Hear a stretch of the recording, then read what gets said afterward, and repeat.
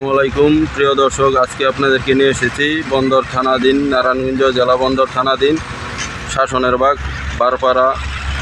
এই এলাকায় 20 হইতে 25টি ইটের খোলা আছে। আর গ্রামগঞ্জে শহরে বন্দরে কিভাবে বিল্ডিংগুলো তৈরি হয় আর কোথা থেকে সেই বিল্ডিংয়ের উৎপত্তি, সেটাই আপনাদেরকে আমি আজকে দেখাবো। ইট কিভাবে তৈরি হয়। ইট এই হলো মাটিগুলারে আপনার মেশিনে ফেটে নরম করে, এই যে আমি আপনাদেরকে দেখাইতেছি। এই মাটিগুলিকে দেখেন কিভাবে নরম করার পর এই মেশিনের সাহায্যে এই মাটিগুলোকে নরম করে তারপরে ইট বানানো হয়। এই হলো মাটির স্তূপ। এই মাটির স্তূপ থেকে আপনাদেরকে যে মাটিগুলোকে নরম করে ইট বানানো হয়, আমি আপনাদেরকে দেখাচ্ছি। ইটগুলো ফর্মা করে তারপরে এখানে রোদে দেওয়া হয়। রোদ থেকে আবার ওই পোড়ানোর জন্য ওখানে নিয়ে যায়। এই যে এখানে বাইরা কীভাবে ইট তৈরি করছে আপনাদেরকে আমি দেখাবো।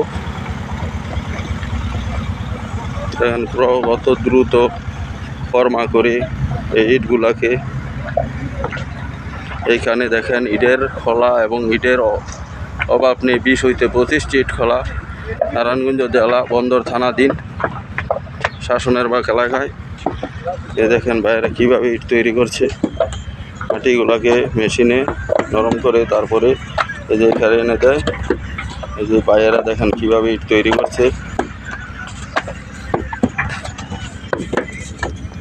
গ্রামে গঞ্জে শহরে বন্দরে যে বিল্ডিংগুলো হয় সেটার উৎপত্তি এখান থেকেই, মাটি থেকে যে ইট ফর্মা করা হচ্ছে। দেখেন বাইরে আমার দিকে তাকানেরও সময় পাচ্ছে না, কি কত দ্রুত কাজ করছে। কি খবর ভাই, এত দ্রুত কেন? একটু এদিকে তাকানো যায় না? হ্যাঁ ভাই, ও প্রোডাকশন যত দিব তত টাকা না, এই জন্য আর কোনো দিকে তাকানোর সময় নেই। ঠিক আছে ভাই, আপনারা কোন ডিস্ট্রিক্ট থেকে এসেছেন? জি, শেরপুর, গাইবান্ধা, শেরপুর। দেখেন নারায়ণগঞ্জ, যাই হোক আপনাদেরকে ইউটিউব বন্দি করে রাখবো আমি ইনশাল্লাহ। আর আমি দর্শকদেরকে দেখাচ্ছি এই যে ইটগুলো ফর্মা করে, কত দ্রুত ইটগুলো ফর্মা করে আপনারা দেখেছেন। তারপরে এখানে রোদ্রের মাঝে দিয়ে একটু শুকানো হয়। আর এই শুকানো ইটগুলোই আবার ওই পোড়ার জন্য ওখানে নিয়ে যায়। দেখেন ভাই মাটি নিয়ে যাচ্ছে।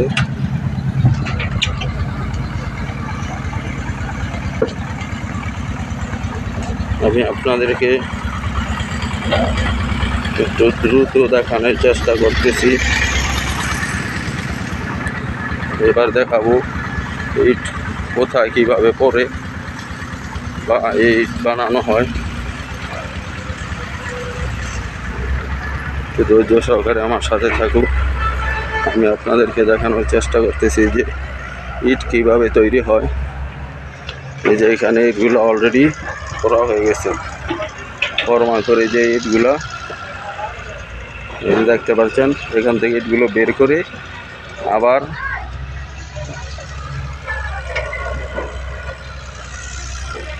কয়লার আগুনে পোড়ানো হয়।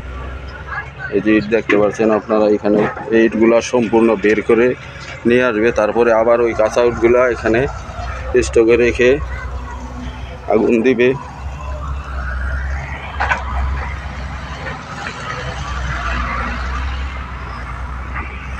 নারায়ণগঞ্জ জেলা বন্দর থানাধীন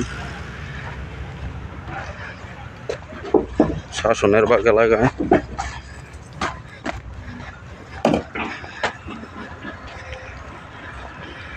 এই যে এখান থেকে ওই পোড়া ইটগুলো বের করা হয়েছে। তারপরে এই যে এখানে আবার কাঁচা ইটগুলো এখানে দেওয়া হয়েছে, এগুলো আবার আগুনে পুড়ে বের করবে। আর কয়লার আগুন দিয়ে ইটগুলো তৈরি করা হয়, পোড়ানো হয়।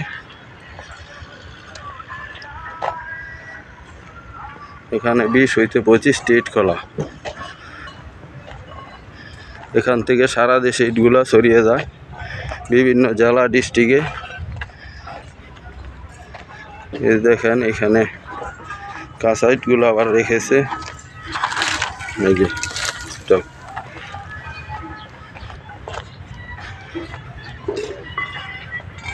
এখানে ইট খোলার অভাব নেই।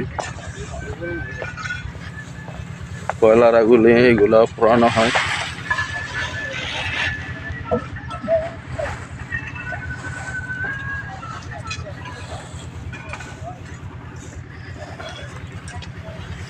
আমার ভিডিওগুলো ভালো লাগলে লাইক কমেন্ট শেয়ার করবেন।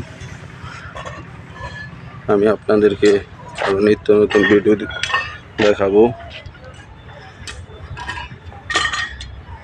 চ্যানেলটি সাবস্ক্রাইব করবেন।